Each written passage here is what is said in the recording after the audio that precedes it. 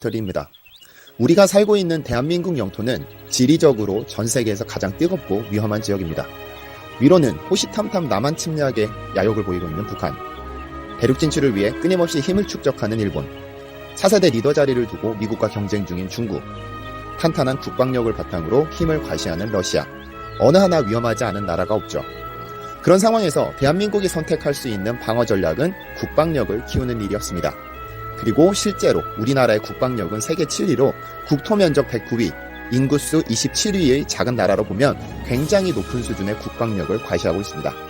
그렇지만 중국의 눈에, 러시아의 눈에 또는 일본의 눈에도 그리 위협적으로 보일까요? 절대 그렇지 않을 것이라고 생각됩니다. 영토가 너무 작고 그들을 압도할 만큼의 최첨단 무기를 보유한 것도 아니기 때문이죠. 그럼에도 푸틴, 시진핑, 아베 등 강대국 지도자가 한국을 몸서리치게 두려워하는 이유가 있습니다. 그 비밀은 70년 전으로 거슬러 올라갑니다. 1950년 대한민국은 너무나 아픈 역사를 겪었습니다. 같은 민족끼리 총뿌리를 겨눌 수밖에 없었던. 3년이나 지루하게 이어진 6.25 전쟁은 한반도만의 전쟁은 아니었습니다. 남한을 도와 전 세계 17개국에서 39만 명이 참전했고 북한을 도와 137만 명이 참전했습니다. 그러니까 총성이 울린 장소는 한반도지만 전 세계 20개국이 참전한 다국적 전쟁이라고 볼 수가 있죠. 남한 측에 가장 많은 용사를 보낸 건 미국이었는데 3년간 이어지는 전쟁에 미국 정부도 지쳐갔습니다. 군비를 소모해야 하고 젊은이들이 죽어가는 사실이 불필요한 소모전이라고 생각한 것이죠. 슬슬 한국전쟁에서 빠지지 않은 의견이 고개를 들고 미국의 여론 역시 동조하기 시작했습니다. 그 당시로 보면 이미 폐허가 돼버린 대한민국에 어느 약소국이 쳐들어와도 그대로 정복당할 것은 불을 보듯 뻔한 결말이었기 때문에 생존을 위해서는 특단의 조치가 필요했습니다. 그때 이승만 전 대통령은 위험한 결단을 내리게 되죠. 휴전협정은 미국의 주도로 이루어졌기 때문에 이승만 대통령은 미국에게 도박을 제안합니다. 우리는 이대로 전쟁을 이어가도 이길 것 같은데 미국의 주도로 휴전협정을 체결하게 되었으니 우리 안보를 미국이 보호해달라고 말이죠. 그런데 미국의 반응이 미덥지근했습니다. 상호방위조약이라는 것은 한 국가가 위험에 빠지게 된다면 이유를 불문하고 도와주어야 하는 위험한 조약이기도 합니다. 당시 미국 여론은 다른 나라 정치에 관여 말고 우리에게만 집중하자는 고립주의로 흘러갔으니 이 조약에 거부감을 표기하는 것은 당연했죠.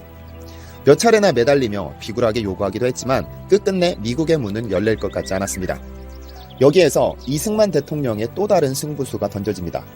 약 2만 5천 명의 방공포로를 직권으로 석방했는데 이는 휴전협정을 무산시킬 수도 있었고 미국 대통령의 강력한 비난 세례를 불러왔으며 미국에서는 은밀하게 그의 제거 작전이 검토되기도 했습니다.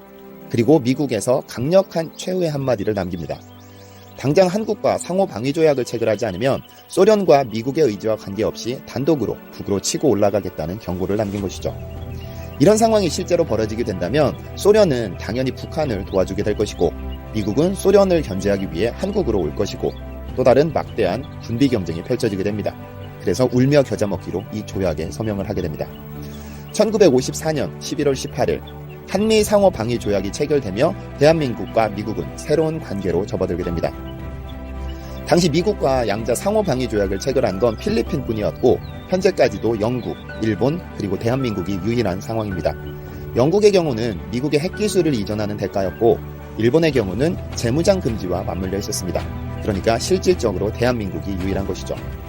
한미 상호방위조약 제4조를 살펴보면 상호 합의하에 미 합중국의 육군, 해군, 공군을 대한민국의 영토에 배치한다 라고 명시되어 있으며 이를 계기로 주한미군이 대한민국에 주둔하게 된 것입니다. 그렇다면 이 조항은 언제까지 유효할까요? 그 정답은 제6조에 나타나 있습니다. 제6조, 본 조약은 무기한으로 유효하다. 그러니까 한국과 미국이 서로 파괴하지 않으면 영원히 양국 서로가 보호해야 하는 조항입니다. 동맹국 미국이 공격받으면 한국이 동맹국으로서, 동맹국 한국이 공격받으면 동맹국 미국이 도와줘야 합니다. 사실 조약 자체만 보면 굉장히 좋은 조약이지만 많은 분들은 한국이 왜 미국의 눈치를 보면서 간도 쓸게도 다 내놓을 것처럼 굽신거리는지 불만을 표하기도 합니다. 그래서 한미 상호방위조약을 당장 해체해야 한다며 과격한 주장을 펼치기도 하죠. 그런데 이 조약 하나로 얻은 이익은 가볍지 않습니다. 어떤 이익들을 얻었는지 살펴보도록 하겠습니다. 첫째, 안보. 북한이 남한을 일방적으로 침략했던 6.25가 종료되면서 북한이 남침 야욕을 포기했을까요? 절대 사실이 아닙니다. 불과 작년까지만 해도 탄도미사일을 발사하면서 남한을 집어삼키려는 야욕을 공공연하게 드러내기도 했죠. 마치 토끼를 눈앞에 둔 호랑이처럼 힘이 빠지면 언제든지 잡아먹으려 할 것입니다. 6.25는 종전이 아니라 휴전, 즉 잠시 쉬는 것인데 언제든지 남침 야욕을 거침없이 드러낼 수 있으며 세계 최강의 군사력을 보유한 미국이 한국에 주둔하고 있는 이상 절대 내려올 수 없습니다. 인민을 담보로 폭탄으로 뛰어들진 않겠죠. 둘째, 한강의 기적입니다. 현재 한국의 경제 규모는 세계 10위권인데 70년 전 전쟁의 상처가 있다고는 믿을 수 없을 만큼 굉장한 번영을 이뤄냈습니다. 2차 세계대전 이후 유일한 국가로 남아있는데 많은 국가들이 롤모델로 삼고 있는 대한민국의 이 기적같은 번영은 어떻게 가능했을까요? 이 또한 한미 상호 방위조약 덕분입니다. 세계에서 가장 위험한 지역에 자리 잡은 한국. 이 틈에서 살아남으려면 국방력을 키워야 했는데 한국은 국방력을 무리하게 키우지 않았습니다. 왜냐하면 주한미군이 한국에 주둔했으니까요. 국방력은 대체로 무기의 양으로 평가되는데 무기를 개발하는 것은 천문학적인 자금을 필요로 합니다. 그럼에도 대한민국은 주한미군의 보호 덕분에 천문학적인 자금을 투자할 필요가 없었죠.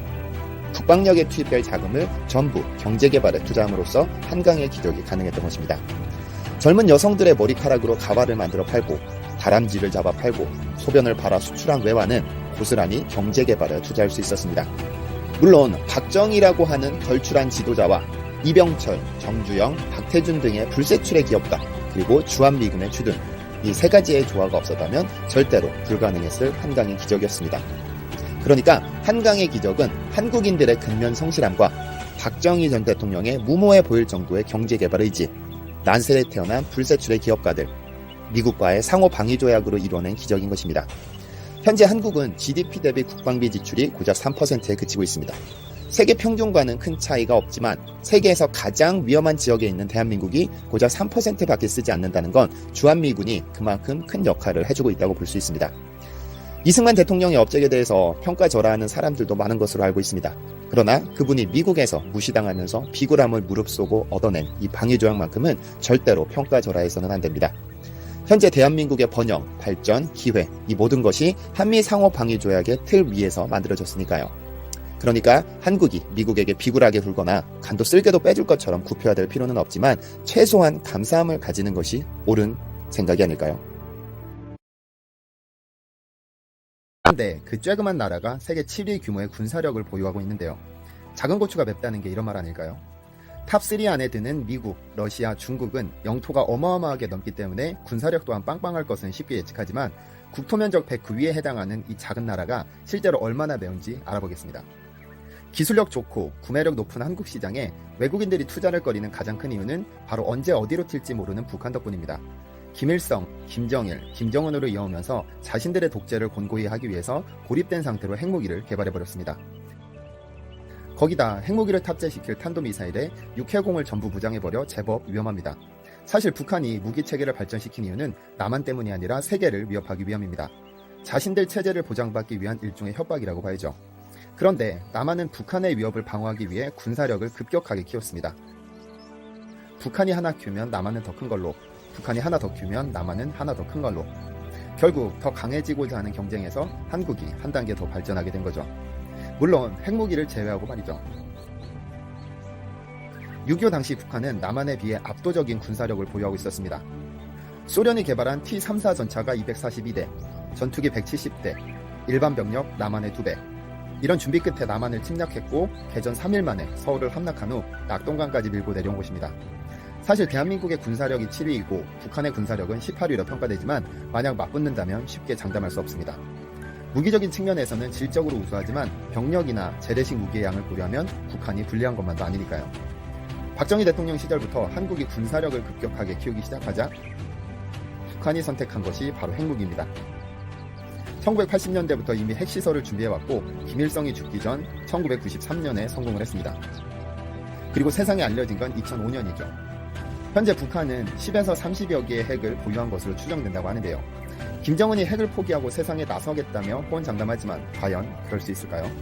그럼 우리나라의 군사력은 정말 강할까요? 네, 상상치도 못할 만큼 강합니다. 우선 육군은 무려 50만 명에 이르는데 그중 포병의 파워는 어마어마합니다. 야포 5200문, 다련장 방사포 200문 규모의 K55 1180문, K9 500문입니다. 이 규모는 러시아, 미국, 독일 다음인데 군사력 1위인 미국과 전쟁이 났다고 가정하면 일주일을 버틸 수 있는 몇 안 되는 국가이며 러시아와 전쟁을 했을 때 상당한 시간을 확보할 수 있는 강한 군사력입니다. 게다가 현역이 50만 명이지만 전시에는 예비군으로 편입해 800만 명으로 엄청난 규모의 군대를 보내게 됩니다. 현역 공군의 경우 역시 절대 약하지 않은데 해방 후 미국에게 받은 P-51 머스탱을 시작으로 현재 최신의 스텔스인 F-35를 도입했습니다. 비록 직접적으로 스텔스기를 만들 수 있는 능력은 아직 부족하지만 공군력에 꾸준히 투자해왔고 현재는 상당한 수준에 올라와 있습니다. 사실 한국의 기술력이면 몇 년 안에 진짜 괜찮은 전투기를 만들 수 있을 것 같은데 왜 투자하지 않는지 좀 의아하긴 합니다. 어쨌든 현재 F-15K를 주력으로 운용 중이고 F-16 계열의 전투기만 150기가 넘습니다. 사실상 세계에서도 손꼽히는 공군 강국이죠. 세계 10위 수준이라고 보고도 있고요. 아마 이 영상을 보시는 분들 중에는 세계 7위가 뭐가 대단한 거냐 하시는 분들도 계실 텐데 국토 면적이나 인구가 군사력으로 나타나는 것은 아니지만 작은 나라에 머물지 않고 꿋꿋하게 군사력을 키워 함부로 넘볼 수 없는 수준에 도달한 것이 자랑스럽지 않나요? 한국 관광객이 안 오면 중국 관광객을 받으면 된다고 한 일본이 중국과 러시아에 몰매를 맞을 위기에 놓여 있습니다. 일본 보이콧은 물론 자칫하다가 지도상에서 사라질 위기까지 발생하고 있다는데요. 어떠한 내용인지 알아보았습니다. 한국은 지소미아와 수출 규제 문제를 함께 해결하자고 지난 2일 일본 측에 제안했었습니다. 3일 상케이 신문에 따르면 아베 총리는 한국의 화해 요청을 또다시 거부하고 징용 문제 해결이 최우선이며 국가 간의 약속을 굳게 지켜주었으면 한다라고 밝혔습니다. 일본이 화해의 손길을 자꾸 거부하자 군사력 증강을 위한 치밀한 전략이라는 의견들이 나오고 있습니다. 최근 일본은 내년 예산을 105조엔으로 잡으면서 방위비를 5조 3천엔으로 증액했습니다. 이는 일본의 사상 최대 금액으로 일본 내에서도 이해하기 어려운 정책이라며 일본이 동아시아의 교두보가 되어 미국 안보를 보완해주려는 것 아니냐는 말이 나오고 있습니다. 이러한 상황에 한국의 대응 조치였던 지소미아 종료가 강대국들의 총알바지 전쟁터가 될 뻔한 상황에서 결정 내린 신의 한 수이다라는 이야기가 나오고 있습니다. 지난달 30일 더 디플로매트 외교 전문 매체에 따르면 미국이 태평양에서 미사일 기지를 일본의 류큐섬과 남태평양 팔라우 제도에 배치할 가능성이 높다고 보도했습니다. 일본은 최근 한일 간의 갈등으로 인해 한국인 관광객이 줄어들자 중국인 관광객을 받으면 된다며 비아냥거렸습니다만 미국이 미사일 배치 지역으로 일본이 유력하다는 발언을 하면서 중국인 관광객 유치는 불가능해 보일 것으로 전망되고 있습니다. 최근 중국과 러시아는 아시아 지역에 미국의 미사일을 배치하는 국가는 사드 때와는 차원이 다른 보복을 겪게 될 것이라 경고했는데요. 중국, 러시아, 북한 등의 미사일 탄착 지점이 한국이 아닌 일본으로 바뀌는 상황이 그려지고 있습니다. 3일 더 저펜타임즈에 따르면 러시아도 쿠릴 북부 지역에서 미사일 방어를 강화할 계획이라고 보도했습니다. 러시아 정부 관계자는 이미 배치가 끝났고 본격적인 운영을 준비 중이다라고 했습니다. 러시아 군사 전문가는 일전에 일본을 20분 만에 초토화시킬 수 있다고 경고한 적도 있었는데요. 푸틴 대통령은 미군 확장 가능성과 일본이 개발한 미사일 방어 시스템을 도입하려는 일본의 계획에 대해 우려를 표명하면서 일본이 미래의 안보 정책을 설명하지 않으면 평화조약을 체결하는 것은 어려울 것이라고 말했습니다. 북한도 연일 미사일 발사 시험에 열을 올리고 있는 가운데 자칫하다가 일본이 지도에서 사라지는 것 아니냐는 의견들도 나오고 있는 상황에서 일본의 미사일 배치 결정이 확정될 시 동북아와 일본 지역에 어떠한 결과가 나올지 지켜봐야 할 것 같습니다.